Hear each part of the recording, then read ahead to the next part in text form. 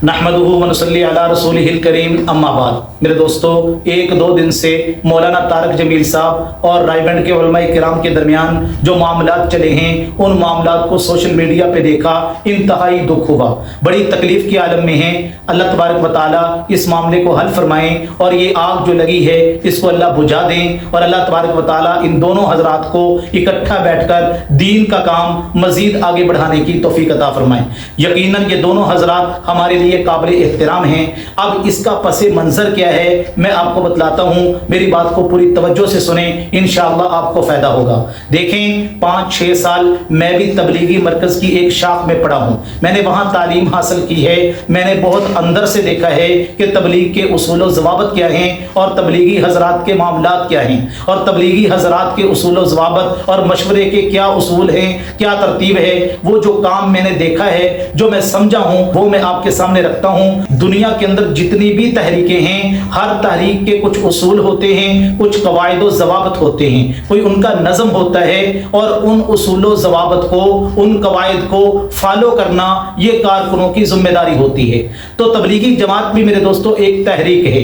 यही वजह है मौलाना इलियास रहमतुल्लाह अलैह फरमाया करते थे, अगर मैं तबलीगी जमात का कोई नाम रखता तो इसका नाम तहरीक ईमान रखता, यानी ईमान को हरकत देने वाली जमात। तबलीगी जमात का पहला उसूल यह है इस काम को सोशल मीडिया से दूर रखा जाए, यानी इस काम की तशहीर सोशल मीडिया पे ना की जाए। यही वजह है आप हजरात ने देखा होगा कि तबलीगी जमात के अंदर एक बहुत बड़ा मरकज के करीब साल के बाद इज्तिमा होता है रायगंज में, और लाखों का वहां मजमा होता है और उस इज्तिमा के कई महीने पहले से इंतजामात शुरू हो जाते हैं। तो वो जो इज्तिमा होता है, आपने कभी नहीं देखा कि रायगंज मरकज की तरफ से ऑफिशियली तौर पर सोशल मीडिया के ऊपर उस इज्तिमा का कोई इश्तिहार दिया गया हो या की तशहीर की जा रही हो। अगर आप सोशल मीडिया पर इज्तिमा के हवाले से कोई खबरें देखते हैं या खबरों की जीनत वो बनता है, तो वो लोगों की अपनी कावश इनफिरादी मेहनत होती है। रायगंज के हजरात की तरफ से ऑफिशियली तौर पे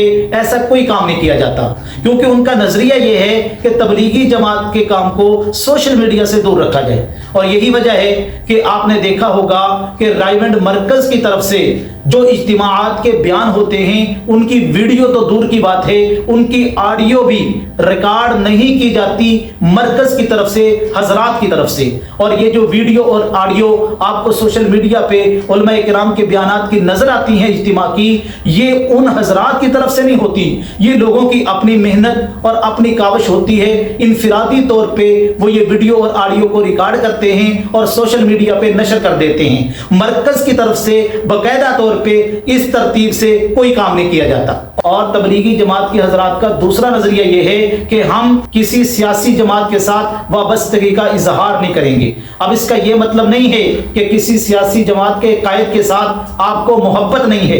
मोहब्बत किसी न किसी को किसी सियासी जमात के कायद से होती है और होनी भी चाहिए। वो ये कहते हैं कि इसका इजहार जबान से नहीं करेंगे। इसकी वजह क्या है? इसकी वजह बिल्कुल बहुत सादा और वाज़ेह है। मिसाल के तौर पे मैं एक मदरसे का मोहतमिम हूं, मैं एक जगह पे मदरसे में जुमा पढ़ाता हूं, मैं मिंबर पे बैठ के बयान करता हूं, तो मेरे बयान के अंदर मेरे खिताब को सुनने के लिए जो मेरे मुक्तदी लोग आते हैं, ये जरूरी नहीं है कि वो उसी सियासी जमात के साथ ताल्लुक रखते हों जिस सियासी जमात के साथ मेरी वाबस्तगी है या जिससे मैं मोहब्बत करता हूं। वो मुख्तलिफ सियासी जमातों के लोग होते हैं। तो मुझे ये चाहिए कि मैं ऐसी तरतीब से उनके ऊपर दीन की मेहनत करूं कि किसी का दिल ना टूटे और किसी को ये महसूस ना हो ये फलां सियासी जमात के साथ वाबस्तगी का इजहार कर रहा है। अगर मैं इजहार करूंगा तो वो मेरी बात को तवज्जो से नहीं सुनेंगे मेरे दोस्तों। तो ये तबलीगी जमात के हजरात का एक नुक्ता नजर है। अब मेरे दोस्तों, ये सारी बात कहने का मतलब ये है कि अब अगर किसी बंदे का ये नजरिया है कि सोशल मीडिया पे आना चाहिए, सोशल मीडिया पे आके दीन की बात करनी चाहिए, ये नजरिया गलत नहीं है। हो सकता है मेरा नजरिया भी यही हो कि सोशल मीडिया इस वक्त की जरूरत है। इसके दो ही तरीके हैं। पहला तरीका तो ये है, या मैं अपना नजरिया अपना के उनसे अलहदा हो जाऊं और अपने तौर पे दीन का काम करता रहूं, इससे जमात भी बच जाएगी और मेरा दीन का काम भी होता रहेगा और आपस के अंदर ताल्लुक भी कायम रहेगा। दूसरा ये है कि मैं उन हजरात को आमादा करूं इस बात के ऊपर कि देखें इस नजरिए को अपनाएं, ये वक्त की जरूरत है। अगर वो मान जाए ठीक, ना माने तो मुझे इसके ऊपर इख्तिलाफ का हक तो है, लेकिन इस तरह उनके ऊपर मुसल्लत करना ये ठीक नहीं है। तो मेरे दोस्तों, अब मौलाना तारिक जमील साहब का नजरिया ये है कि सोशल मीडिया पे आना चाहिए और हमारा नजरिया भी ये है। यकीनन मौलाना तारिक जमील साहब हमारे लिए काबिल एहतराम हैं और अदबुल मुफरद का सबक मैंने उनसे पढ़ा है। तो मेरे दोस्तों, हमारे भी उस्ताद हैं, हम उनकी कदर करते हैं और बहुत बड़े दीन के दाई हैं और इतने बड़े दाई हैं, अल्लाह तबारक व तआला ने यकीनन उनसे इतना खैर का काम लिया है, शायद ही इस जमाने के अंदर किसी और इंसान से इतना खैर का काम लिया हो।